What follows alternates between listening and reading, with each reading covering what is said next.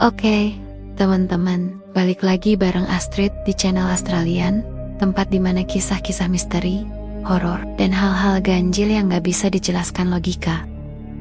Jadi, siap-siap pasang headset, matiin lampu, dan buka pikiran kalian lebar-lebar, karena cerita kali ini bukan cuma bikin merinding, tapi juga nyisain pertanyaan besar tentang batas antara dunia kita dan dunia mereka. Oh ya, episode kali ini judulnya Misteri Suara Sapu Lidi di Malam Hari. Di sebuah desa kecil bernama Sumberjati yang terletak di pinggiran Kabupaten Blitar, pagi-pagi selalu dimulai dengan suara ayam berkokok, desir sapu lidi di halaman, dan gemericik air dari sumur tua. Suasananya damai, penduduknya hidup bersahaja. Rumah-rumah tertata rapi, dipisahkan oleh pagar bambu atau pagar hidup dari tanaman yang tumbuh lebat.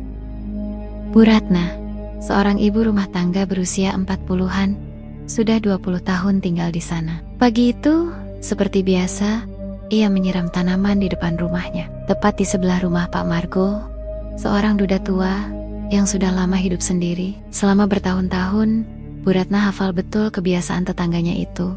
Bangun sebelum subuh, menyapu halaman dengan sapu lidi panjang, sambil bersenandung pelan. "Pak Margo nggak kelihatan ya, Bu?" tanya Pak Slamet, tetangga di seberang jalan. "Iya, Mas. Biasanya jam segini dia udah nyapu.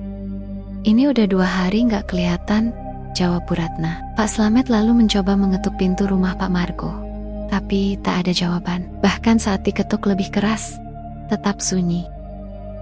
Sore harinya, kabar mengejutkan tersebar ke seluruh kampung.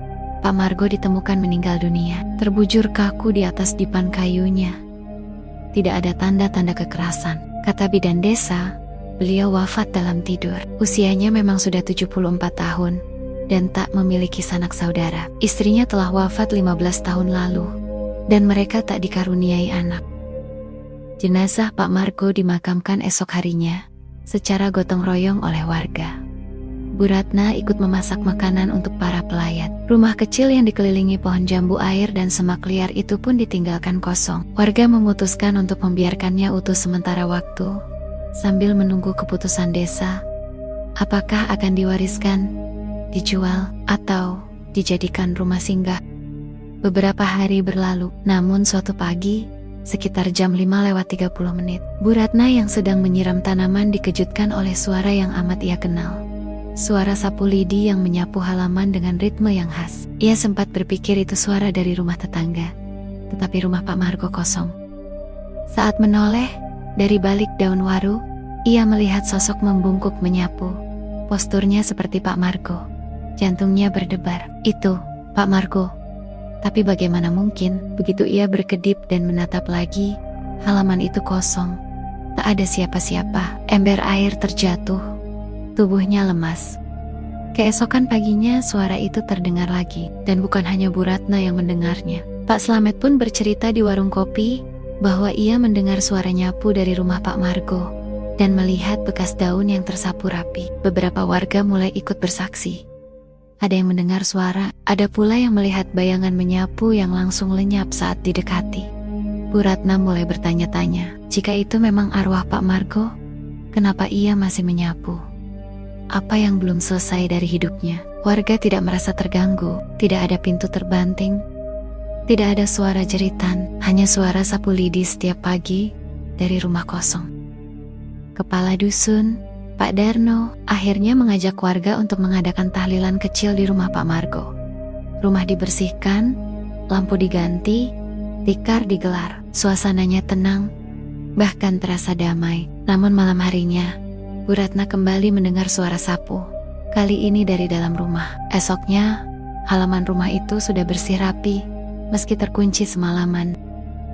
Bu Ratna akhirnya mengingat sesuatu. Dulu, Pak Margo pernah berkata, "Kalau saya sudah nggak ada, rumah ini jangan dibiarkan kotor." Ya Bu, saya paling nggak suka rumah kotor. Mungkin itu sebabnya arwahnya masih ada. Ia belum tenang, karena rumahnya terbengkalai.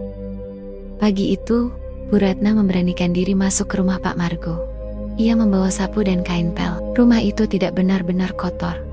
Masih ada jejak sapuan semalam. Di atas meja tua, Sebuah foto Pak Margo dan istrinya tersenyum dalam bingkai kayu. Saat membersihkan rumah, Bu Ratna merasa damai. Tirai jendela tiba-tiba melambai pelan.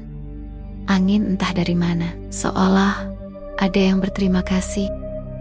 Beberapa malam kemudian, Bu Ratna bermimpi bertemu Pak Margo. Dalam mimpinya, Pak Margo berkata, "Terima kasih Bu, saya tinggal satu hal lagi. Coba cek bawah dipan. Saya titipkan sesuatu." Esoknya Bu Ratna, Pak Jino, dan Pak Darno masuk ke rumah itu. Mereka menemukan kaleng biskuit tua berisi surat, uang tunai, dan foto-foto lama. Dalam surat itu tertulis wasiat pribadi Pak Margo. "Kalau saya wafat dan rumah ini tak terurus, saya berharap ada yang menjaga. Gunakan uang ini untuk membeli tikar dan sajadah untuk musala, tempat saya biasa salat maghrib." Air mata Bu Ratna mengalir. Pak Darno menunduk haru. "Beliau ini benar-benar orang baik," katanya. Setelah uang wasiat dibelikan sajadah dan tikar untuk musala Al-Falah, hal yang paling mengharukan terjadi. Pagi-pagi, Bu Ratna melihat Pak Margo berdiri di halaman, mengenakan sarung dan peci, seperti biasa. Tapi kali ini, ia tidak menyapu. Ia memandang ke arah musala, lalu berjalan pelan ke sana, tanpa jejak, dan akhirnya memudar perlahan, menghilang. Sejak hari itu, suara sapu lidi tak pernah terdengar lagi, tapi halaman rumah Pak Margo tetap bersih. Jambu airnya makin lebat. Anak-anak suka bermain di sana. Kata mereka, ada kakek baik yang kadang duduk di sudut rumah sambil tersenyum. Rumah Pak Margo tak pernah lagi dianggap kosong. Warga merawatnya setiap minggu.